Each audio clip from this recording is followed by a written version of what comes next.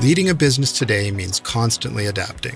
On the Executive Insights podcast brought to you by AWS, global leaders share how they're making tough calls, testing bold ideas, and putting innovation into practice, generative AI included. If you're looking for real stories behind what's working, this is it. Subscribe to the Executive Insights podcast today. Available now on all major podcast platforms.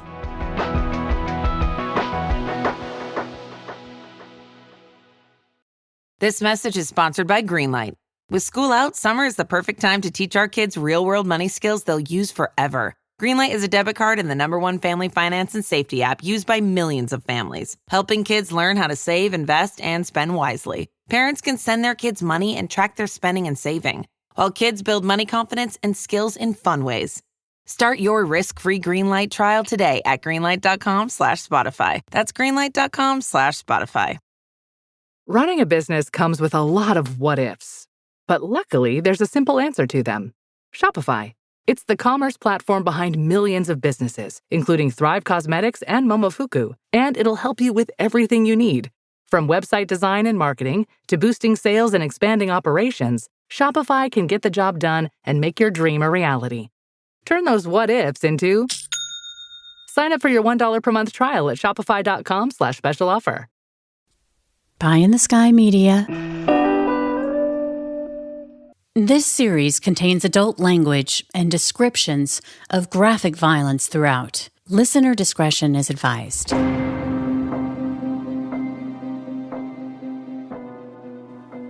I'm Carolyn Osorio, and this is my new podcast, The Murder Chronicles.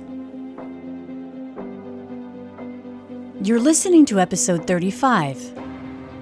Deliberate cruelty.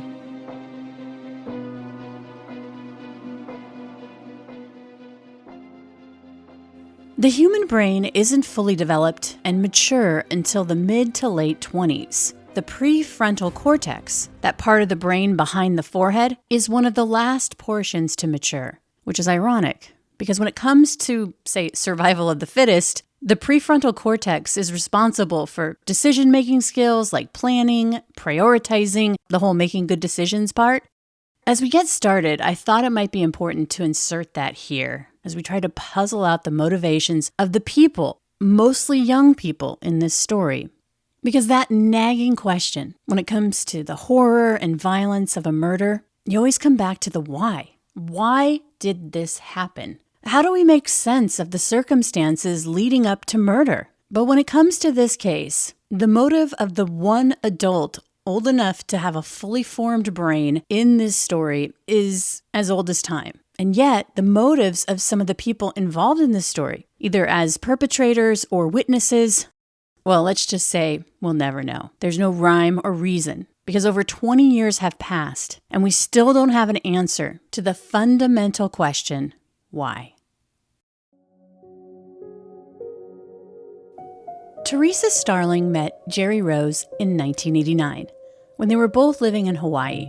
Terry's daughter was just 6 years old. Her name was Sarah, and the new relationship between Teresa, or Terry as she was called, and Jerry was a big deal for both mother and daughter.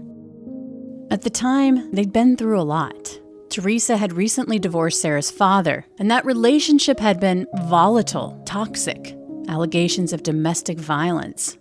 Terry was diagnosed with PTSD because of the abusive relationship that she'd endured at the hands of her ex-husband. And of course, little Sarah had a front row seat, a witness to the physical, emotional, and mental abuse that her mother had endured for years. But now, Terry and Sarah had a new lease on life because Jerry was amazing. He was generous and sweet, and he wanted to provide for Terry and Sarah. He wanted them to have a good life. It was a no-brainer when Jerry asked Terry to marry him in 1991, and she said yes. Jerry loved Terry, who he would describe as sweet and kind and generous. But a couple years into the marriage, some cracks started to form, especially after Jerry got a promotion, which meant the family would need to move to Seattle in 1993. Terry and Sarah were adamant that they didn't want to leave Hawaii, but Jerry was the main breadwinner. Terry didn't work outside of the home. So at the end of the day, Sarah and Terry went along, grudgingly leaving sunny Hawaii for the not quite so sunny Seattle. Actually, Bellevue, which is a pricey suburb of the Emerald City. Terry was miserable. She became obsessed with everything wrong in her life. She wasn't happy. And as the years rolled on, she couldn't stop herself from sharing her feelings with Sarah, who was no longer a little girl, but a teenager with her own ideas. By 1998, a role reversal had taken place between mother and daughter. Sarah had become her mother's best friend and confidant. And Terry, for the most part, let Sarah do whatever she wanted, whenever she wanted. The thing is, Sarah had always been protective of her mother, even more so because she'd witnessed the abuse that her mother had went through at the hands of her father for years. By the time Sarah was 15, Terry had long ago relinquished control of the wheel to her daughter, at the very time when Sarah needed boundaries and a strong support system at home the most. Sarah was a talented artist, but she'd recently transferred from a private school to a public school, and she was having problems. She actually dropped out with plans to enroll in a homeschooling program, but that hadn't materialized yet, which meant Sarah had a lot of free time on her hands. Jerry was not happy with Sarah's decision to drop out, and he was worried about her friend group. They were much older. Remember, she was 15, and the people that she was hanging out with were closer to 19, 20, 21, and older. And she was staying out all hours of the night, partying, drinking, smoking cigarettes. These new friends were having a negative impact on Sarah. And without the business of going to school every day as an anchor, Sarah was becoming unmoored. And as Sarah was being influenced by her new friend group, so was Terry. Terry and Jerry were members of the Seventh-day Adventist Church, a place Terry also worked part-time under the tutelage of a new pastor, who she was increasingly becoming more and more under his control, especially after this new pastor had diagnosed Terry with multiple personality disorder. In fact, many in the congregation had been diagnosed with it too. The group was actually called the Multiple Personality Disorder Group at church. The new pastor referred Terry to a counselor who confirmed the diagnosis, and at the same time, this pastor had a meeting with Jerry, who told him that his wife would never be the same because of her multiple personality disorder. Jerry was suspicious of the diagnosis. He knew that multiple personality disorder or dissociate disorder is extremely rare, and now Terry was an active member in a group of about 15 to 20 people who had also been diagnosed with MPD. But Jerry wanted to make his marriage work. He was committed to Terry and Sarah. So both Jerry and Terry were counseled separately by the pastor. And he didn't know this, but it was like the pastor was purposely trying to put a wedge between the married couple. Things that each had said in confidence, he would tell the other. And it was around this time that the pastor counseled Terry to stop having a sexual relationship with her husband, which she did. This lack of intimacy further impacted Terry and Jerry's marriage. Between him working all the time for their family and his busy job, they barely spoke to one another, and when they did, it always ended in a verbal fight. Terry became obsessed with her church and her hatred of Jerry. He was to blame for everything going wrong in their lives. She wanted to go back to Hawaii, and she shared all these details with her young, impressionable, headstrong, and independent daughter, Sarah. Through the walls of their suburban home, Sarah heard these epic verbal battles between Jerry and her mother. Later, Sarah soothed her mom, and Terry would give in to her daughter's every whim, letting her stay out late at night, giving her money to buy alcohol, letting her drive her new car, a 1998 Dodge Stratus, even though Sarah only had her learner's permit. And since Sarah wasn't in school, she had plenty of time to hang out and party at a network of friends' homes whose parents either condoned the partying or they were old enough to live on their own. Meantime, Sarah's family home also became a hangout spot for her friends, who all shared a similar mindset at that time, to live for the day, party, and have fun. Drugs and alcohol were always on the menu, which didn't seem to bother Terry, who insisted all of Sarah's friends refer to her as Mom. It was around this time that Sarah met Jason McDaniels for the first time in late 1998. Jason was 5 years older than Sarah. At 20, Jason was just kind of drifting through life. He wasn't enrolled in school, he didn't have a job or a driver's license, and he didn't really seem to care that he didn't have a lot of prospects. He got by couch surfing, leaning into the generosity of friends and their families, and even grifting. Jason was attuned at finding easy marks, like Sarah Starling.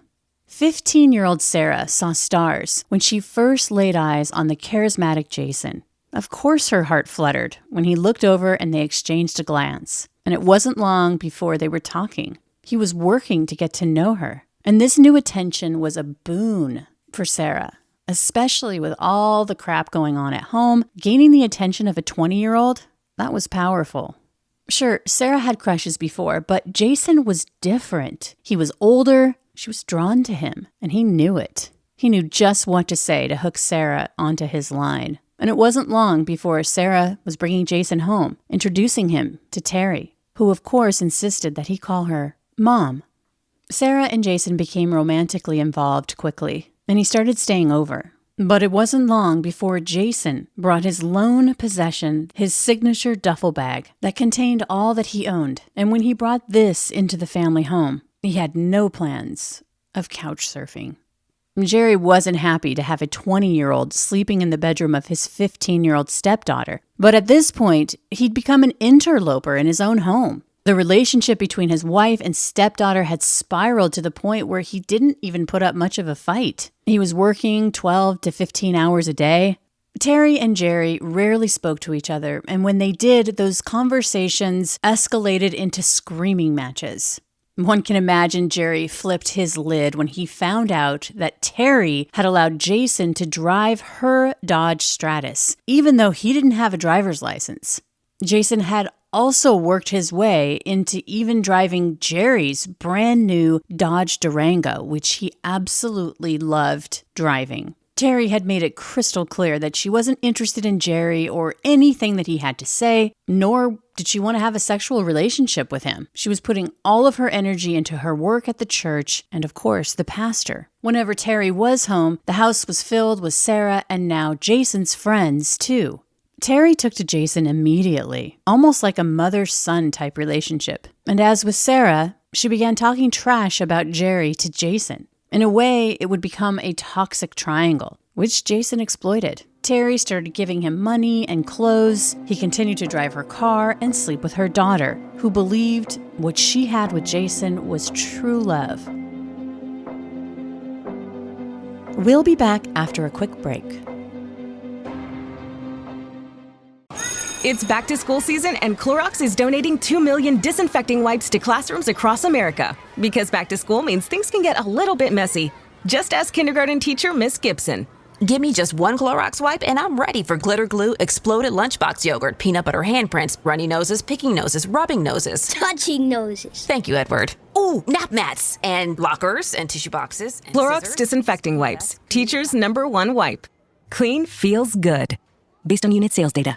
Subtle results, still you, but with fewer lines. Botox Cosmetic, out of botulinum toxin A, is a prescription medicine used to temporarily make moderate to severe frown lines, crow's feet, and forehead lines look better in adults. Effects of Botox Cosmetic may spread hours to weeks after injection, causing serious symptoms. Alert your doctor right away as difficulty swallowing, speaking, breathing, eye problems, or muscle weakness may be a sign of a life-threatening condition. Patients with these conditions before injection are at highest risk. Don't receive Botox Cosmetic if you have a skin infection. Side effects may include allergic reactions, injection site pain, headache, eyebrow and eyelid drooping, and eyelid swelling. Allergic reactions can include rash, welts, asthma symptoms, and dizziness. Tell your doctor about medical history, muscle or nerve conditions including ALS or Lou Gehrig's disease, myasthenia gravis, or Lambert-Eaton syndrome, and medications, including botulinum toxins, as these may increase the risk of serious side effects. For full safety information, visit BotoxCosmetic.com or call 877-351-0300. See for yourself at BotoxCosmetic.com.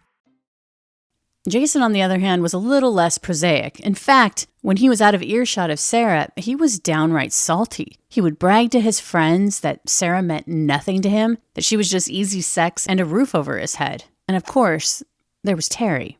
A team of psychiatrists would probably have something to say about this blossoming relationship. For the first time, Jason was being showered with attention and money. And Terry, or Mom, as she insisted that he call her, was something he'd never really experienced growing up in a broken home without a lot of opportunity. Sure, he was jaded. And even though Sarah's family was broken too, for the first time in Jason's life, he was getting everything that he asked for. He was so giddy in his new good fortune that he was blind to the fact that another hook was being baited and thrown into the water. And it wasn't long before Jason without even realizing it, was hooked on Terry's line. Because Terry and Sarah wanted him to help them murder Jerry.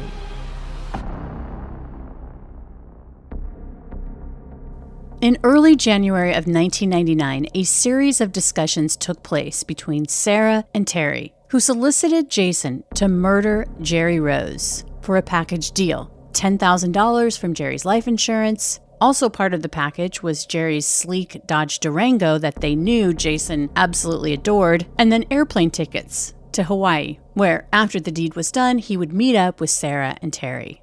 And here's where it gets tricky. You know the saying, loose lips sink ships. And if you're thinking that this plan would be contained in the tight group of conspirators, the mastermind Terry, Sarah, and Jason, you'd be wrong. In the weeks following the initial conversation, Jason and Sarah would openly discuss with their friend groups at parties their plans to murder Sarah's stepfather, Jerry. And yet, in all of these conversations, none of these young people ever contacted the police.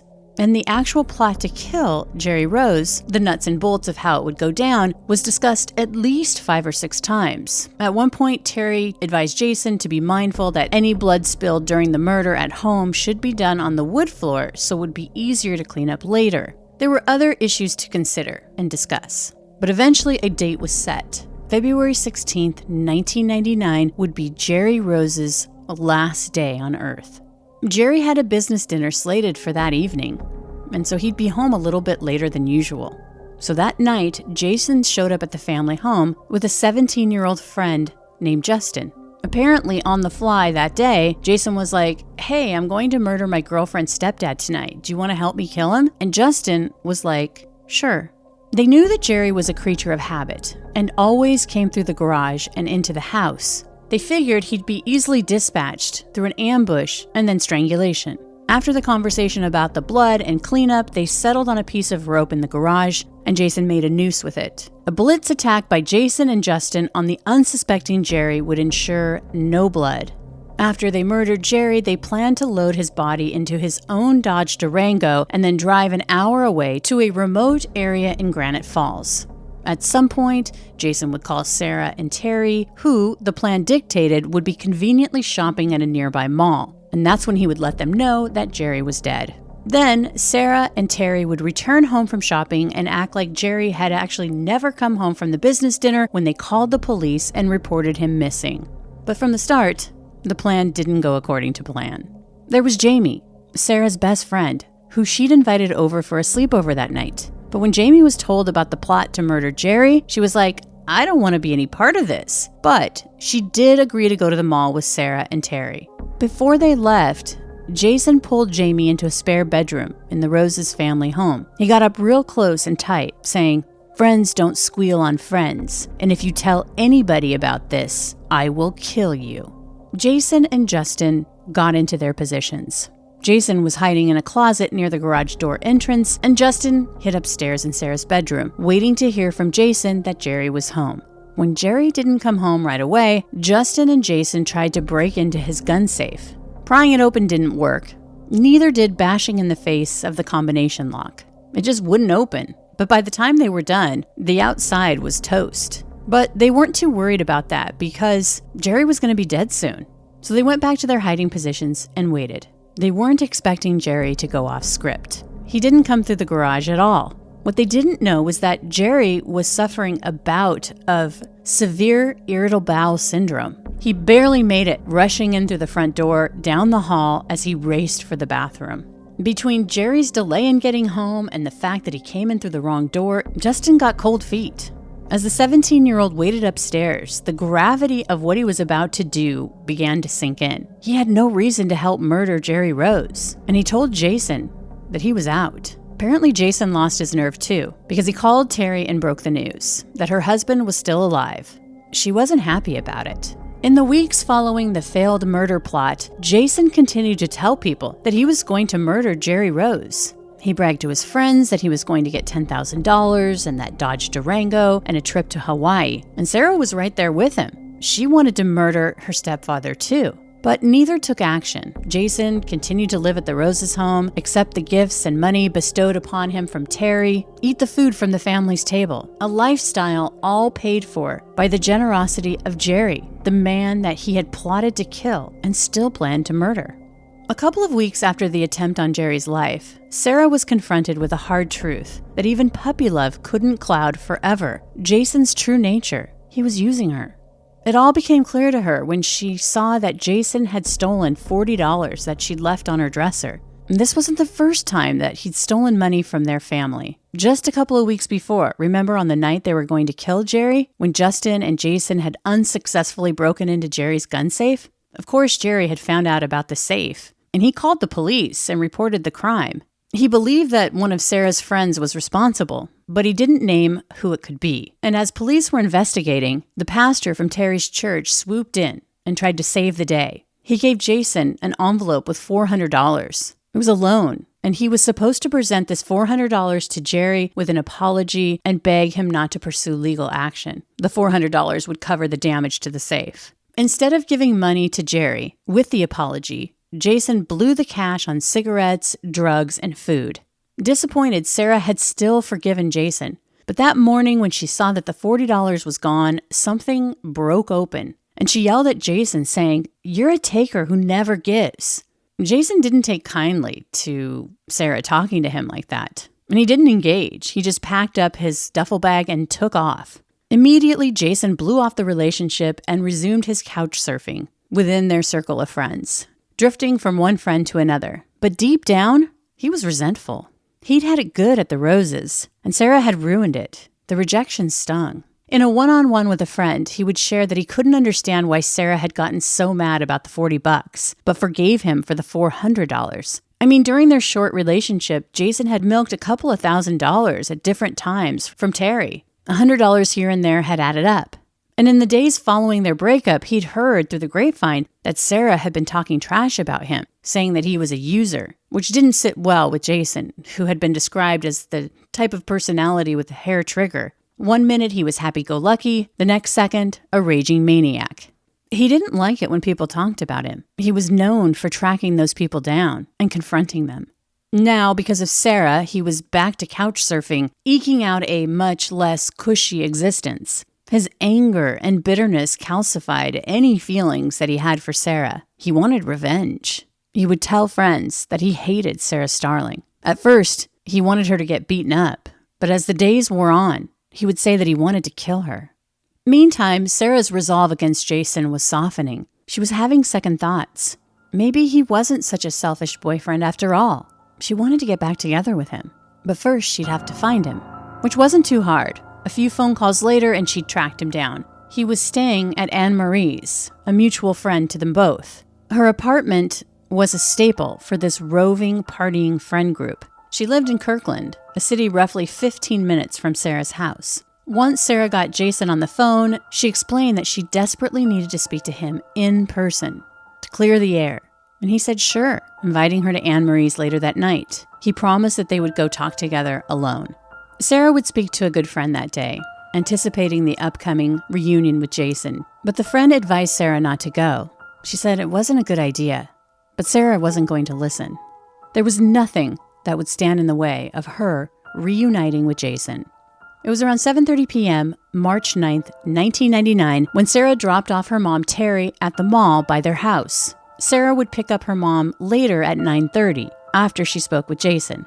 And just 15 minutes later, she was knocking on Anne Marie's door. It was a Tuesday night, but the apartment was humming with friends. Anne Marie, Jason, and his friend TJ, and then several more young women who Sarah knew and said hello to. When she saw Jason for the first time, it felt good. She hadn't seen him in nearly 2 weeks. And when he told her that they would need to give TJ a ride before they went somewhere to talk, she was like, no problem.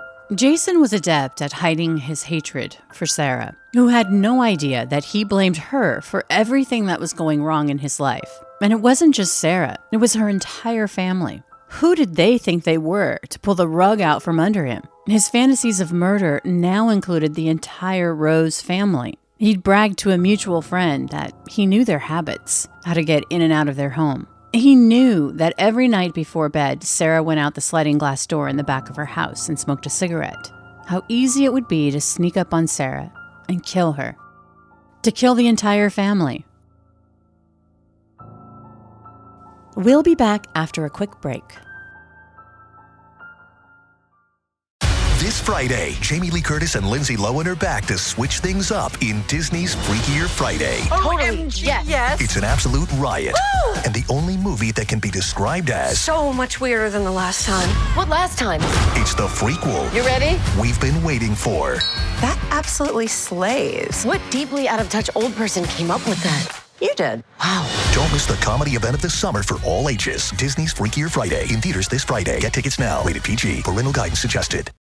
It's Wednesday, Addams. I see you're trying to distract yourself from your own banal thoughts. Let me help. Here's a recording thing made of my latest root canal.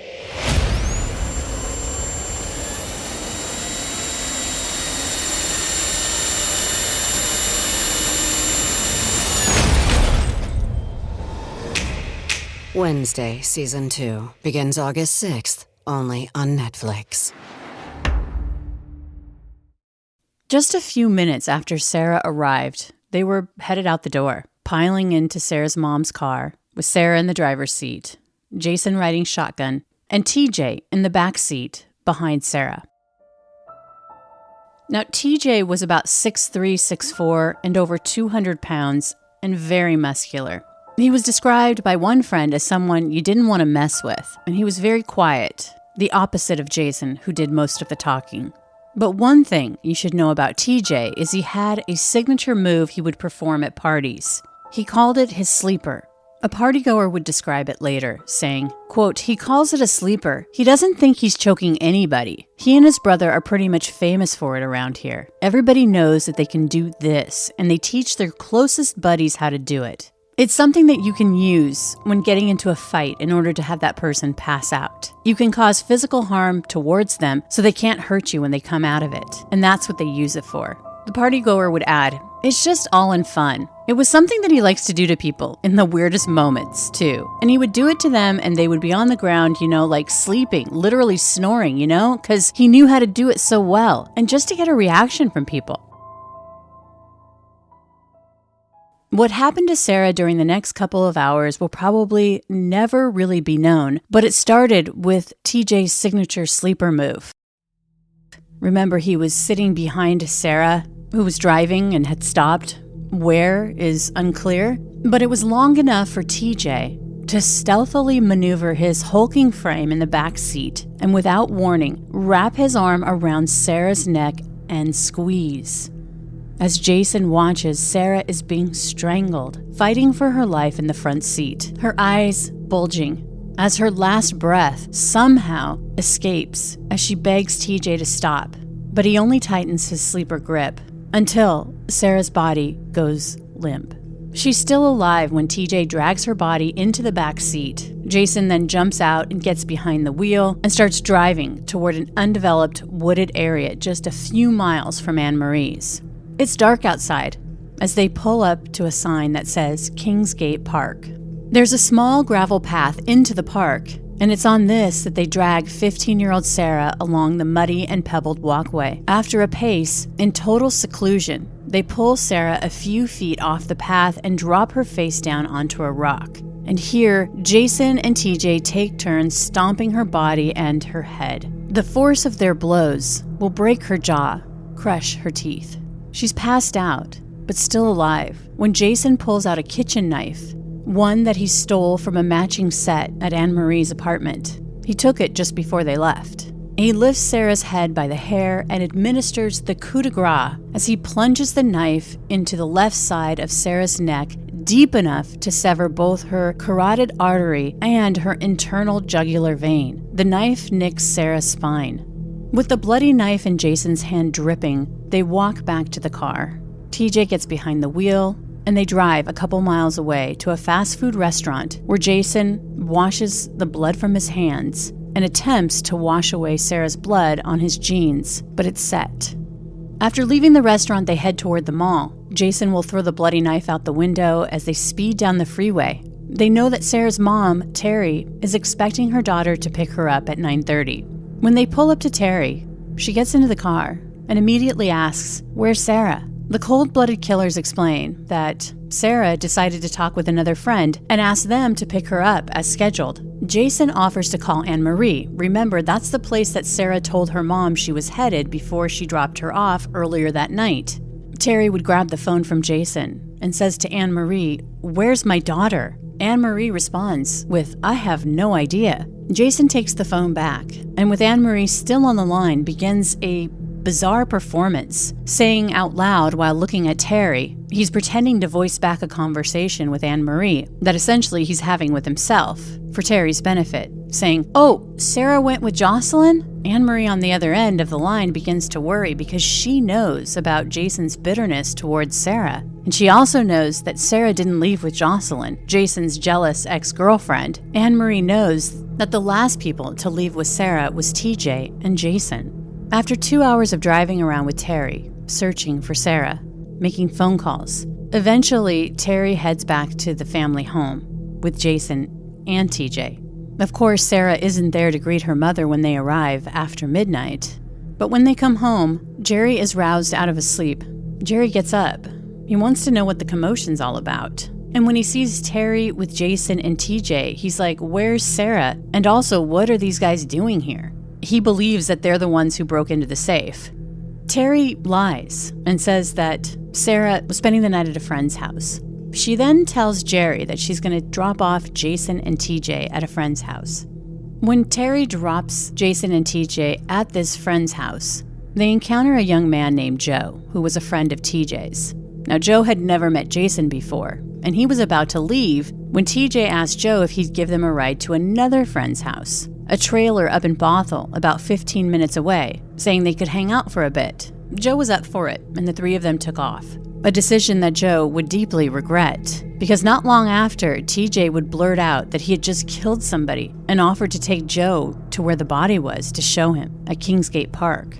Obviously stunned, Joe was like, "Why did you do this?" And then Jason and TJ together explained how they had an agreement to murder Sarah's stepfather for the $10,000, the Durango, and the tickets to Hawaii, but they killed Sarah, his stepdaughter, instead. Joe was skeptical as he listened to these two young men. I mean, the whole story just seemed over the top and really didn't make any sense. If you had a hit on the dad, who you didn't kill, then why would you kill the daughter, who had no life insurance? By the time Joe dropped TJ and Jason off at the trailer, he noted that Jason's demeanor had gone from amped up to frantic because he was trying to get a hold of Anne-Marie. Joe would go inside the trailer with both Jason and TJ, and they did hang out for a bit, until the three of them piled back into Joe's car once again, and he was going to take TJ to his grandma's house in Kirkland and drive Jason to Anne-Marie's. But as they continued to drive, Joe had enough with Jason and basically kicked them both out of the car, saying, "Get out!" And that was the last time he saw them. Jason eventually made his way back to the trailer. It was around 2 a.m. when Anne-Marie actually called him back, and he begged her to come get him. He was like, "I need to speak with you." Anne-Marie drove out to the trailer, and despite the early morning hour, there were still people up partying. Jason grabbed her arm and ushered her into an unoccupied bedroom, where he confessed that he and TJ had murdered Sarah Starling. When Anne-Marie asked him why, the only thing he could come up with was that he wanted to get the family's money and cars. But none of it really made any sense. Why would TJ participate in this murder? He told Anne-Marie that he needed to go back to her place and get his duffel bag because he was leaving town. Dutifully, Anne-Marie drove Jason to her place, and then he caught a ride with someone else to his uncle's house, who lived nearby, at around 4 a.m. It was now Wednesday, March 10th. Later that day, at around 4 in the afternoon, Jason would board a Greyhound bus headed for Spokane, which is a little over 4 hours away. He had a brother who lived there. Less than 2 hours later, at around 5:30 that night, two people were strolling through Kingsgate Park. About 5 feet off the footpath, amidst bushes and thick ivy, they saw the body of a girl lying face down. Immediately, they called 911. It wasn't long before a local news chopper was hovering above the small residential park, and big lights illuminated the darkness, spotlighting the crime scene. News vans clustered around the park, jockeying for space with emergency vehicles. Word had spread that the body of a young woman had been found at the park. And Sarah's friend groups were talking too. They knew that Sarah had gone missing and that Jason had left town. People started showing up at the park, including TJ with a group of friends, who noticed that he was acting anxious, especially as they got closer and closer to the park. He said, "Oh crap, they found her." By then, police had already cordoned off the scene. They'd followed the blood trail with the drops that had dripped off the knife. And when the ME turned over Sarah's body, they noted the dirt and mud on the girl's clothes, which suggested that she'd been dragged to the site where she'd been found and then beaten and stabbed to death. Jerry and Terry had already arrived at the scene. They'd been told by Sarah's friends that they thought that her body had been found at the park. But nothing had been confirmed yet, because Sarah didn't have any ID on her. Jerry and Terry explained to deputies that Sarah had been missing since Tuesday, March 9th at around 9 p.m., and it wasn't long before Jason's name was being passed to investigators at the scene as the killer. TJ was there too, acting like he had information. He was already pointing the finger at Jason, who was in the wind. Detectives would bring TJ into a mobile RV at the scene for questioning when they found out that he and Jason were the last people to see Sarah Starling. And as TJ came out of the RV, he would hug Terry and Jerry at the scene, saying, "I'm sorry that Jason done this." But investigators weren't finished with TJ. He would be interviewed several times that night. And the problem was that his story kept changing. He would say that he dropped off Jason at the park so he could look for Sarah, and that he called TJ at around 5 a.m., allegedly saying, "I killed her. I killed her." But at the same time, detectives were also interviewing 3 young women who came forward with a markedly different story, that both TJ and Jason had admitted that they had murdered Sarah. TJ would be arrested for the murder of Sarah Starling. And 4 days later, on March 13th, 1999, detectives were able to track down Jason in Spokane. He was arrested in a restaurant parking lot where he was trying to meet a friend to give him money. After the arrest, investigators learned that Jason had his belongings at an apartment, and he gave police consent to search his duffel bag, where they collected the bloody jeans that Jason had been wearing the night that he murdered Sarah. But as investigators spoke to witnesses, it appeared that there was a lot more to the story than the brutal murder of a teenage girl, that there'd been an alleged plot to kill Sarah's stepfather, Jerry Rose. Sarah's mother, Terry Rose, would be arrested about a week later for the conspiracy to commit murder of her husband, Jerry Rose. And after she'd been arrested, Jerry would find out for the first time that not only was his stepdaughter, Sarah, murdered by Jason and TJ, but that his stepdaughter, Sarah, and his wife, Terry, had colluded with Jason to murder him. It was during this time that detectives handed Jerry a letter that Sarah had written to Jason in the days before her murder. Sarah's letter would be found at the family's home. Quote, "Jason, so it's finally come down to a letter. First, the whole laundry thing was a pathetic excuse. Okay, now that I said that, I can continue. I really have nothing to say. I wish we could still move to Hawaii, but shit happens and we move on and hopefully learn. I'm glad I finally realized I need to change. And I hope you see that for yourself soon. No long mushy goodbyes or blame. I guess we both need to figure out what we want. I don't know what to say. I wish you would have been honest with me about everything.